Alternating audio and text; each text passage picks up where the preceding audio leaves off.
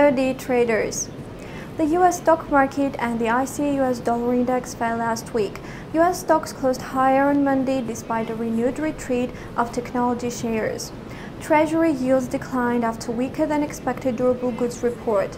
Durable goods orders fell 1.1% in May. S&P 500 fell on Tuesday after Senate Republicans delayed the vote on healthcare legislation until after the July 4 holiday. The dollar weakened on euro jump after the European Central Bank President Mario Draghi said the ECB could adjust its policy tools of sub-zero interest rates and massive bond purchases as economic prospects improve in Europe. Fed Chair Yellen repeated her stance that rates overall would remain low for some time and would be raised gradually.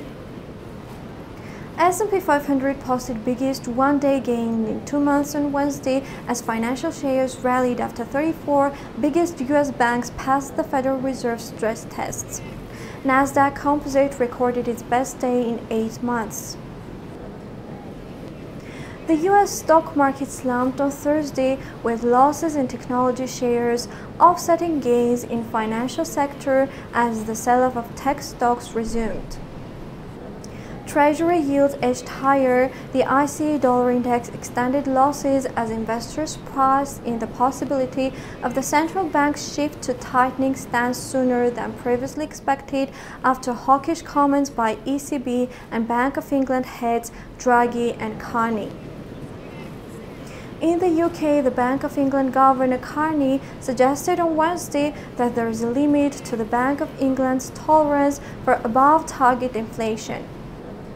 The U.S. stock market closed higher on Friday as new home sales in May, preliminary June readings for manufacturing and services PMIs advanced, albeit less than expected. The S&P 500 ended the week 0.5% lower and the US dollar index fell 1.65% for the week. The most anticipated report this week is the June jobs report due on Friday in US. On Tuesday, the Reserve Bank of Australia will meet. The cash rate is expected to remain at 1.5%. UK services PMI for June will be published on Wednesday and ISM manufacturing index for the same month will be released in US on Thursday. Happy trading and see you next week.